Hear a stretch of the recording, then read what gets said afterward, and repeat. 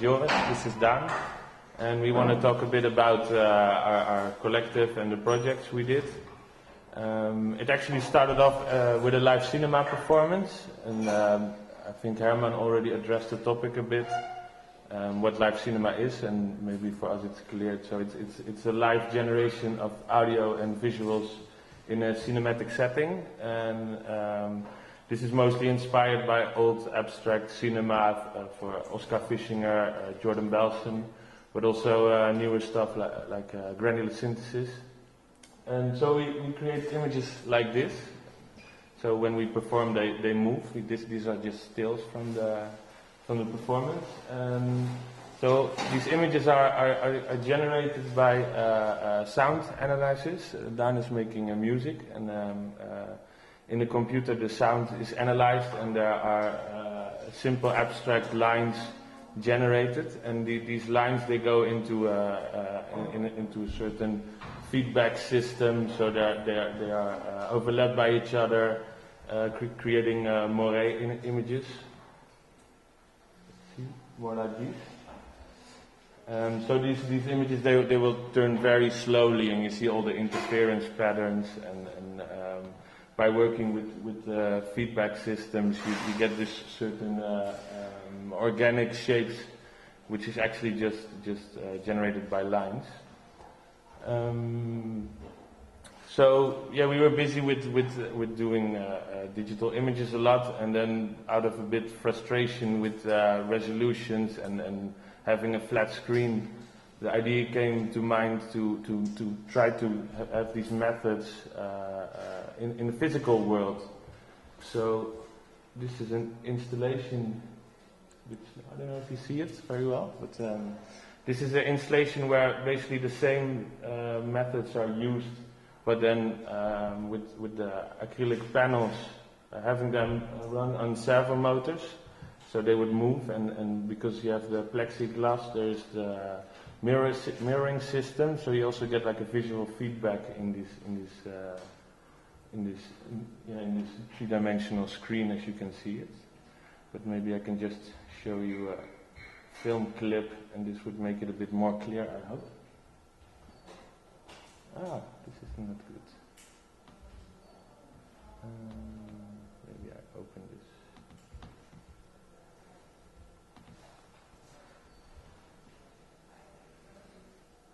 Oh.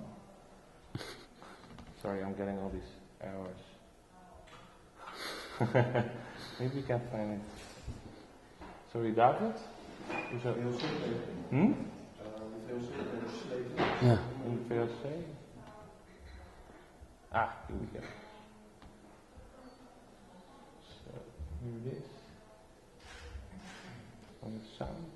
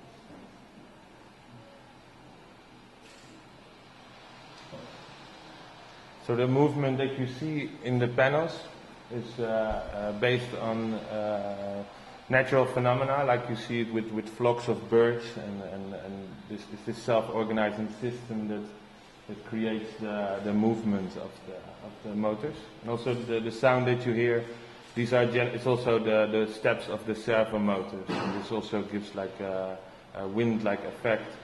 So what I like a lot about this installation is that by programming like natural phenomena in very artificial matter, because it's electronic motors and it's plexiglass, and there's like light shining on it, but still people who are there, they get the feeling of experiencing a natural phenomena, and I think this is a very, very nice thing. So from here, we got the invitation to do a project on the beach. Let's see, I have to. Why is this so small?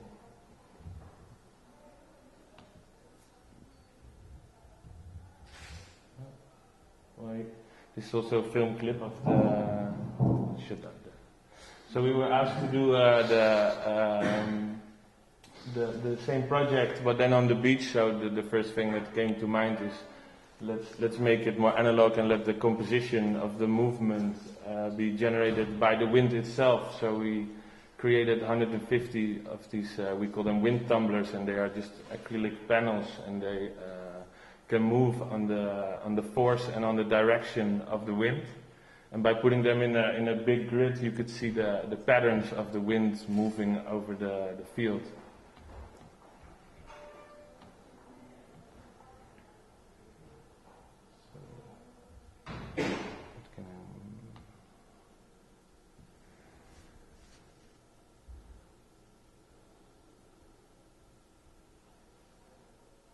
So yeah, the installation will just run continuously.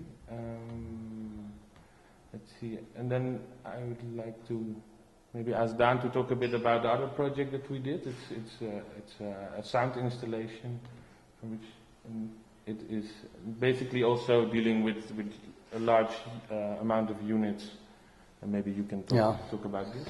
Yeah, this is basically an installation we did. It's called Line. It was an investigation into how to control as many units as possible with one bass signal. So basically the thing is there's 32 speakers, they're all being controlled by one mono signal. I basically built a piece of hardware, just a bit of electronics. It's called a window comparator. I built 40 of those, and basically what it does is it sort of analyzes volume that you put in, and low volume is basically the complete left speaker, high volume is the complete right speaker. And yeah, it's as simple as it gets. It's just putting audio in, it runs, and it runs pretty well actually.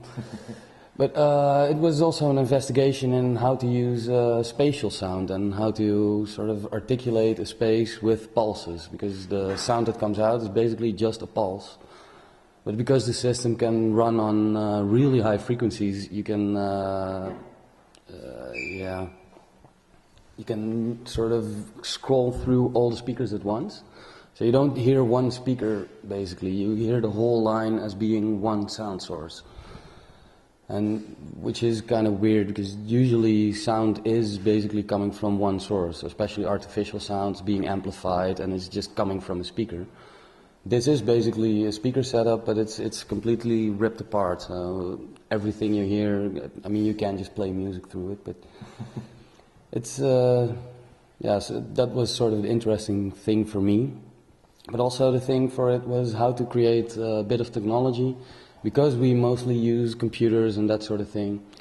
And I was really annoyed by always bringing a computer and computers crashing, that sort of stuff. So I was thinking about how to control something without bringing a computer. So just building electronics and controlling something from one signal. You want to let it here? Let me see. It's strange to let it here. Yeah. 2 speakers, because it's actually for like 32 speakers, but we can, you can get a grasp of how it sounds. Maybe you want to skip somewhere? Ja, even een stukje verder. Oh.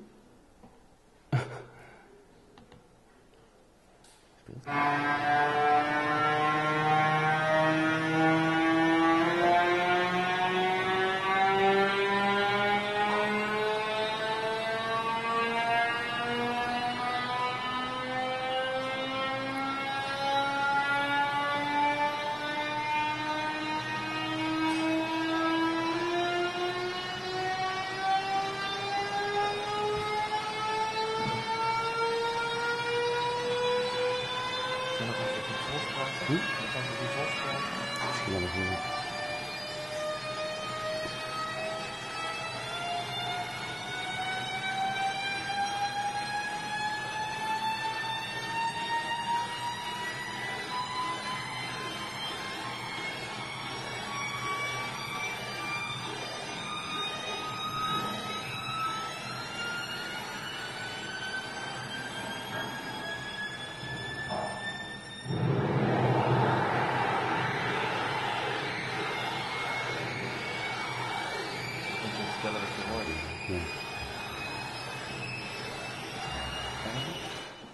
So what you're hearing right now is basically something that we're also really interested in, is the limitations of a lot of this digital technology.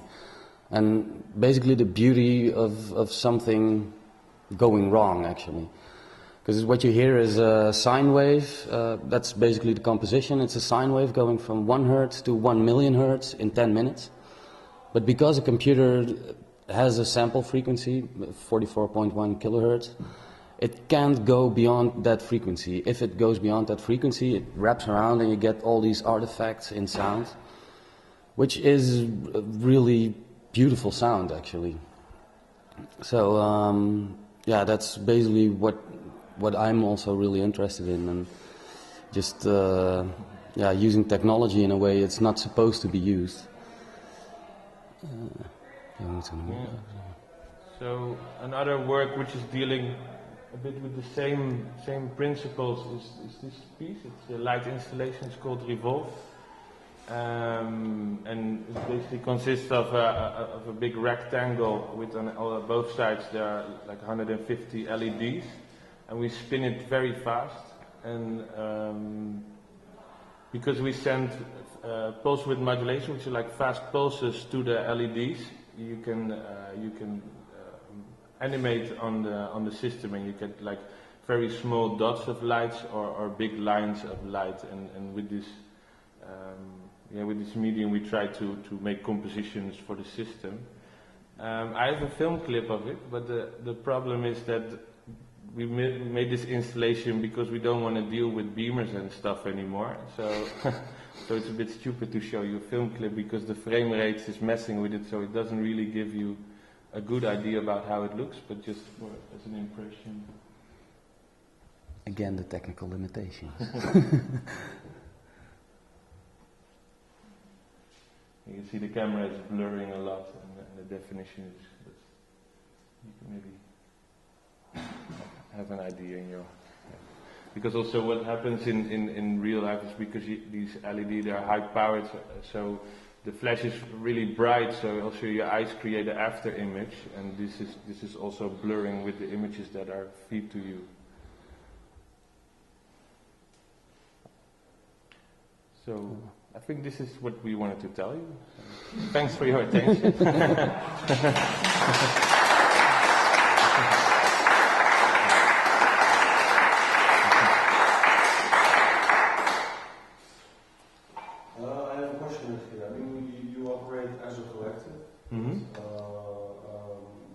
Where's the starting point? Because a lot of collectors usually have multiple people from multiple disciplinaries, and I think he's more of a sound guy than you, maybe? Not really, yeah. So does also the starting point differ every project, or? No, I think at the moment we are trying to define the field that we are working in, and we are writing about this and talking to people about it. There's 2 other people in the collective, and one is more with a theatrical background and more in like mechanics and this kind of stuff, and the other guy is now studying in LA, so we only have like digital contact, and and he's really in more programming and thinking about this stuff. So. I think we all have like different backgrounds, but it's like from common interest we try to make installations and performances. How many of there are you? In 4. 4. Yeah. Okay. And another thing, which might sound like an insult, but it's not intended to. Please insult us. It's a very Dutch way of approaching critical questions. Especially with the phases order piece, there's the danger of it becoming a trick. And how do you guys perceive this? And why do you think it's a trick? Because no, I don't think it's a trick. First of all, I don't think it's a trick, but I think that the same with the LED piece, you find some sort of technical possibility, and which can come out of a concept, sure. But how do you deal with the very thin line between what is entertainment and what some people would specify as some underlying artistic endeavor that makes it into something more interesting to look at than just some LEDs spinning around? Well, I think we mostly look at the things we build as instruments. So you build an instrument and you just build the installation or whatever you call it. But if you build the installation, you still have to create content for it. So you have to compose stuff for it. And I think that's where the difference between a demonstration, I think that's sort of what you mean, and an actual artwork is. Yeah, and I think it really comes with, because I also come from a musical background, and it's really thinking in musical terms, but then because there's also this whole thing called visual music, and that's a lot where we also think you can think in musical ways of visual composition, and that's what we like to work with. But in your case, I mean, the instrument also becomes part of the art. I mean, it's not. Yeah. Yes. Definitely. Each of them are their own specific creations. Yeah. That's not a question.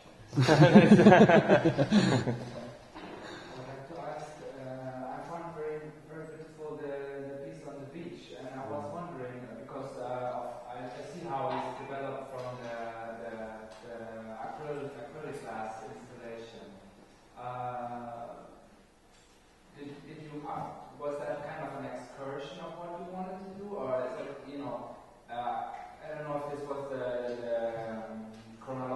was a chronological display of your work, but you seem to have gone back in a way to this more art, algorithmically controlled patterns, or so. I was wondering, what was your, in a way, conclusion of this wind control, because it has a lot of elements that are not present in this very controlled environment.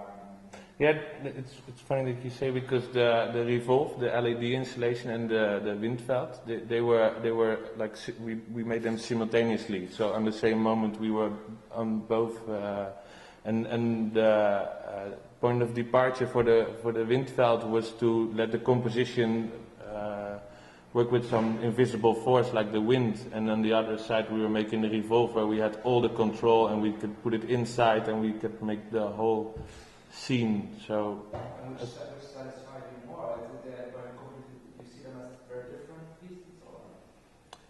Well, I think they go a bit on the same concept. It's both like dealing with distribution data over a large amount of the same units, and I think on this moment we are also trying to figure out which way to go, or like it spreads out in different directions. So. Is it a temporary installation, the wind field, or? Yeah, it was for a festival. It was on an island in the north of Holland, and it was there for 10 days. So.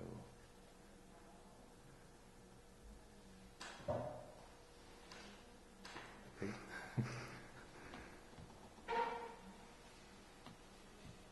So we wrap it up.